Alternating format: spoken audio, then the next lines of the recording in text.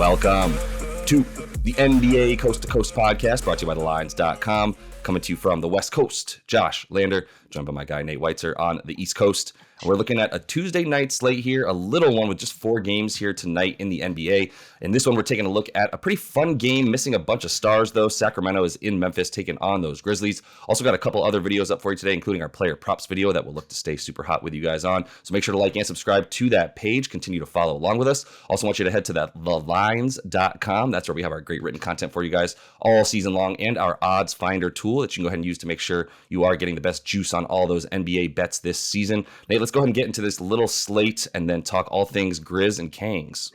Yeah, 4 games, like you said. Stars out. You want to talk about stars out? The Nets are -8 at Philly, who's missing their 4 best players in that game. And we will break it down, looking for some betting angles in that one. Then we got the Kangs right now. They open at -1. It's -2.5 now, gaining some steam. That total's fluctuated between 233 and 231, right in the middle right now. The Pistons are gaining a little steam with Jokic out for the Nuggets again. They're +5.5. That's down from +7. And then the lowly Lakers +7.5 at the Suns. Chris Paul probably still going to be out there as all these stars just get ready for a nice Thanksgiving break.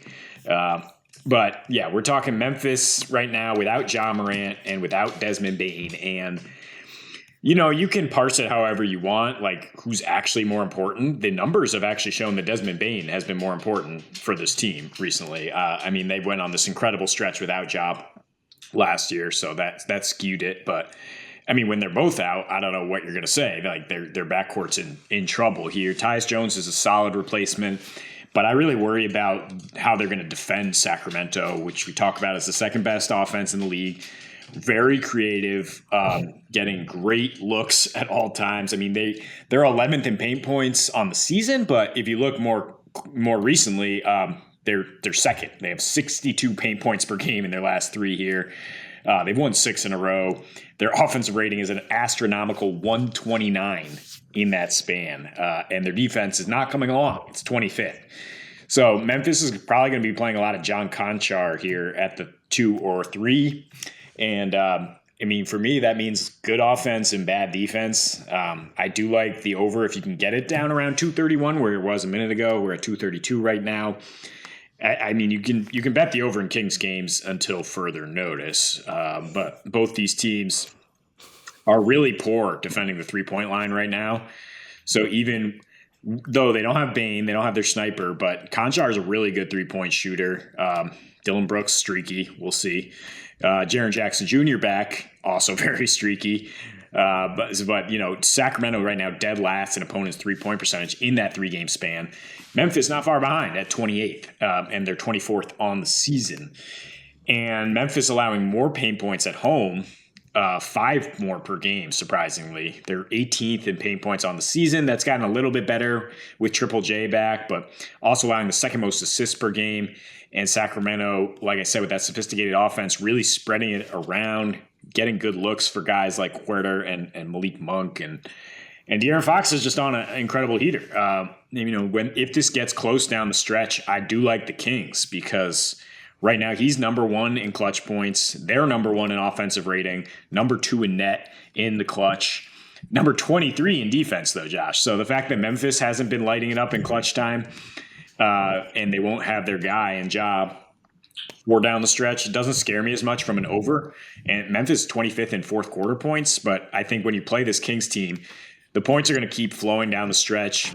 So if you want a live bet over here, that makes sense just fine. And yeah, I mean, you just look at the immediate result. They've only not had Ja for 1 game here, a lot with Ball Bane's been out for 3 or 4.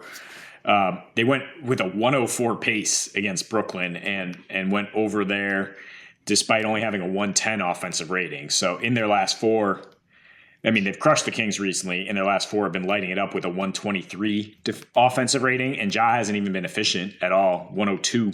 It's Bane who has a 137 offensive rating in that span. So, you know, meet me somewhere in the middle, give me a 118 offensive rating, and I do think Memphis does their part to get over here. Yeah, that's the question, isn't it? Is Memphis going to do their part to get over? It feels a little bit insulting to still only be 2.5. Like if we're all saying that this Kings team is for real, then why are they only 2.5-point favorites against a Memphis team that, while it was, strength in numbers last year, if you will, going 22-4 at one point without Ja Morant in the lineup?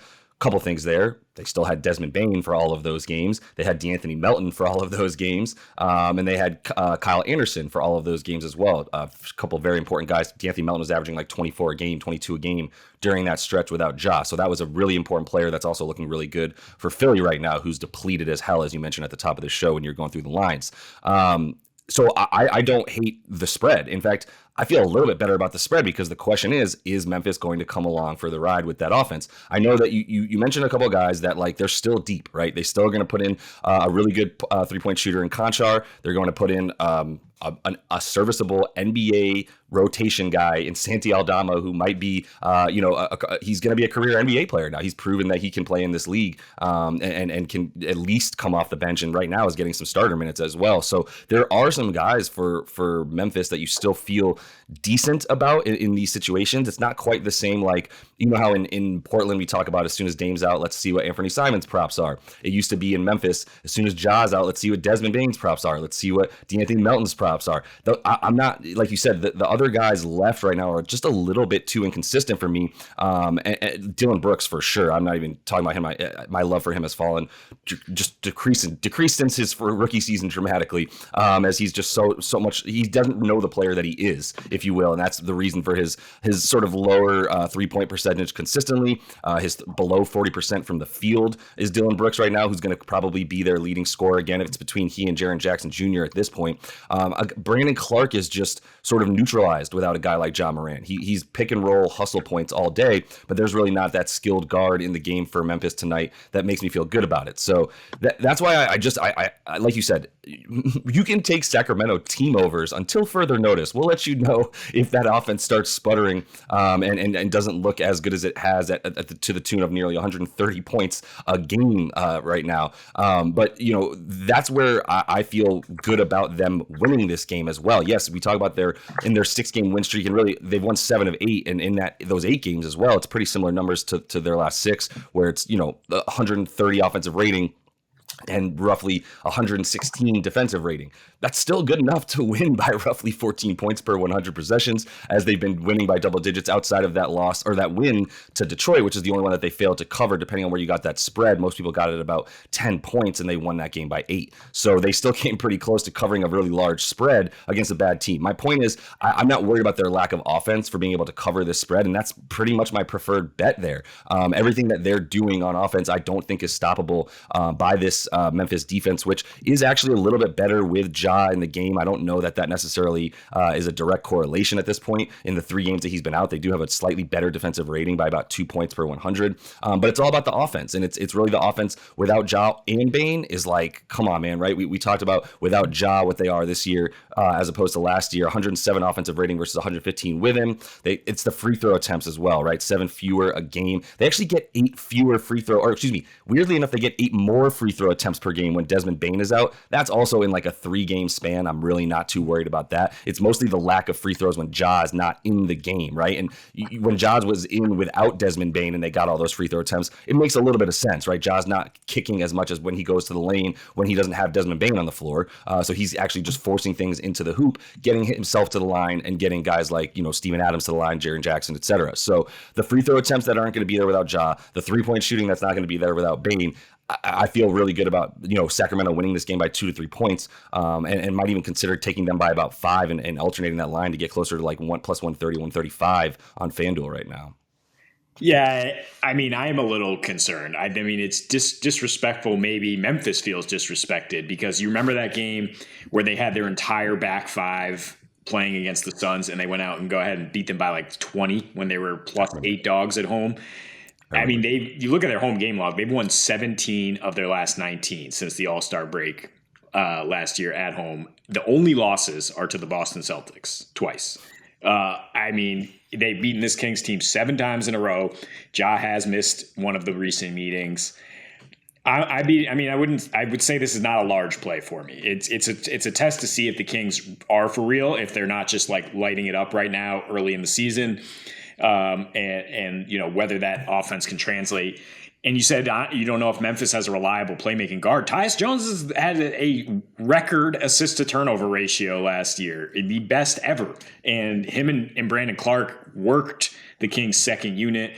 When they met earlier this season, they had 30 combined points off the bench. I think Memphis will be able to keep pace, which is why I do like the over, I think, a little more than trying to pick the winner here. Because I just don't know if the Kings are for real, if we can just start to lay money in a spot like this at Memphis. If this was in Sacramento, I'd be all for it. I just would throw a little cold water on betting big on the Kings win. No, that's fair. I would also just say though, like when they win, they score more, right? They're 6-3 at home, 3-3 on the road. They're winning those home games by an average of 6 points. Their road games are pretty much even in terms of their plus minus there. But they also score a ton more points at home when they're winning, 124 at home versus 117.7 on the road, which is the only thing, right? That their team total sits at about 117.5 tonight, and Memphis at about 115 or so. So like, that line feels somewhat properly set for the road Kangs in terms of the total there. I think the line for them winning, I'm already buying my purple stuff, Nate. Like I'm already shooting the beam up into the sky after wins right now because I do believe in this team. I wanted to believe in this team, and as soon as they gave me any reason to, and when I say reason to, I don't just mean they won a bunch of games in a row. I mean how they won. You talk about the points in the paint. You talk about the resurgence of Domantas Sabonis as well, who in the first half of the season so far was at about 13 points a game and has gotten that all the way up to about 18, 19 a game